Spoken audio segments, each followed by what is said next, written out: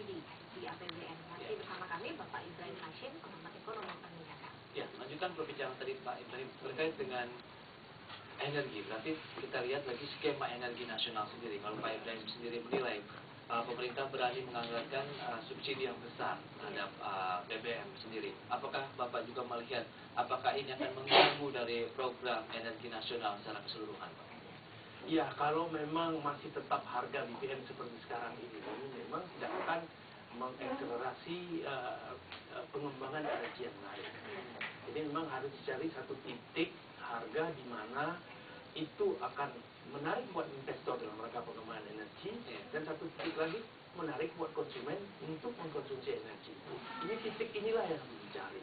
Kisarannya berapa harga? Ya, kalau dulu kan pernah disebut-sebut ini contoh ya, contoh BPG lah ya, BPG sekarang harga 3.100 liter premium ya. Katanya oleh investor kalau segini saya rugi, harus 4.100. Nah, kalau itu disetujui 4.100, harga premium 4.500. Nah, menarik buat konsumen, menarik buat investor, menarik konsumen. Nah, barangkali ini jadi 6.000, nah itu akan menarik dua-dua pihak. Ini contoh, ya contoh. Nah, keberhasilan pengembangan energi di banyak negara di situlah ukurannya. Jadi harus berani bicara soal harga. Strategi harga itu yang paling efektif dalam rangka pengembangan energi jangka panjang. Kita jangan terpesona dengan keadaan kita sekarang. Fasilitas yang bisa kita lihat di contoh begitu ya, untuk pengalihan energi ini dari tadinya menggunakan bahan bakar minyak menjadi gas. Dari mana Pak yang bisa? Saya pernah lihat di satu contoh di negara Argentina. Saya tanya, ya seperti apa sih sukses Anda di sini? Dia bilang, itu strategi harga. Kami menetapkan satu titik harga di mana investor menarik untung, kemudian juga konsumen juga menarik, ya. Jadi dia dapat kemudahan. Jangan sendiri. Sekarang bayangkan di Argentina itu SPBG itu ada sekitar berapa itu 2.000 buah dan mobil yang pakai sudah mendekati 2 juta. Itu dibiarkan oleh pemerintah, tidak ada intervensi pemerintah ini menetapkan satu titik harga. Ya memang harga sekarang yang menarik buat konsumen adalah karena harga itu yang relatif masih murah, ya. Nah, kalau ini sedikit dinaikkan, maka itu ada ruangan untuk pengembangan energi, kemudian juga ada ruangan untuk penghematan lain. Kalau kita bicarakan berarti mengenai konversi energi begitu Pak Ibrahim. Misalnya ini pemerintah saja sudah menambah kuota. Dengan menambah kuota berarti akan banyak lagi beban yang harus ditanggung APBN terkait dengan subsidi BBM. Kalau Pak Ibrahim melihat dengan penambahan kuota ini juga apakah nanti ada kepedulian terhadap energi yang lain begitu? Saya melihatnya di dua sisi. Satu, pemerintah barangkali melihat lah, kalau nggak kita lakukan apa ya seperti ini, mau nggak kita seperti ini. Nah, ini yang diharapkan. Jadi ini wacana ini kita berbicara semua berbicara 20% yang menyedot pendapatan nasional. Wah, kita nggak bisa bangun apa-apa. Nah, ini juga ada satu proses sendiri. Nah, kalau ada kesadaran dari kita semua bahwa energi ini adalah satu persoalan jangka panjang, soal yang penting buat negara, kita harus bangun dari sekarang, maka kita harus ada pengorbanan sedikit untuk menyelamatkan ini dan mengembangkan energi-energi yang lain. Oke, dibutuhkan investasi yang banyak kan sebenarnya Pak untuk pengembangan energi alternatif ini? Sangat banyak. Ya, jadi kalau dipikirkan dengan pertumbuhan 6% ya ekonomi kita, kalau pertumbuhan energi sekitar 6% sampai 9% itu dalam sampai tahun 2025 dan beberapa tahun itu dua kali lipat. Jadi keadaan sekarang tidak dibayangkan, minyak harus 2 kali, gas 2 kali dan sekarang.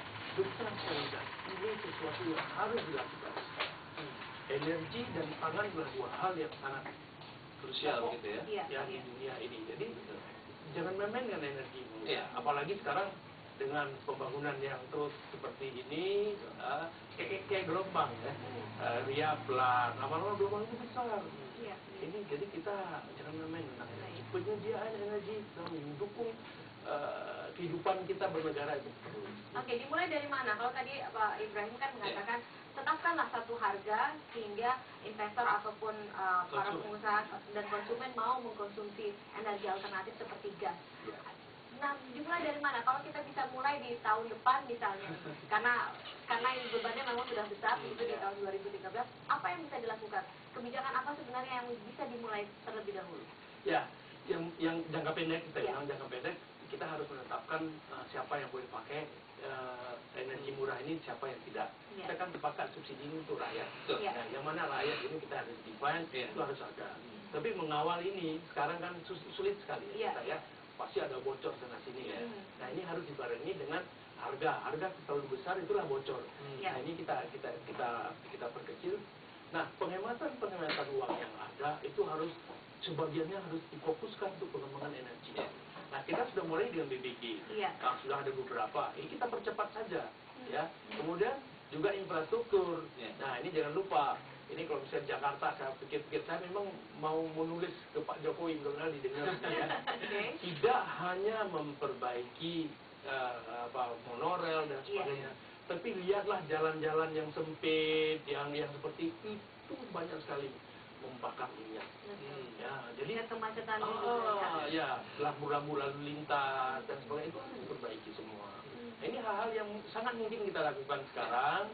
Di samping hal-hal yang saya bilang sampai ke yang paling ini adalah kenaikan harga. Oke, selain dibutuhkan keberanian dari pemerintah untuk menaikkan harga BBM, kira-kira kalau kita lihat posisi dari masyarakat sendiri sebenarnya sudah siap tidak Pak untuk misalnya dinaikkan gitu?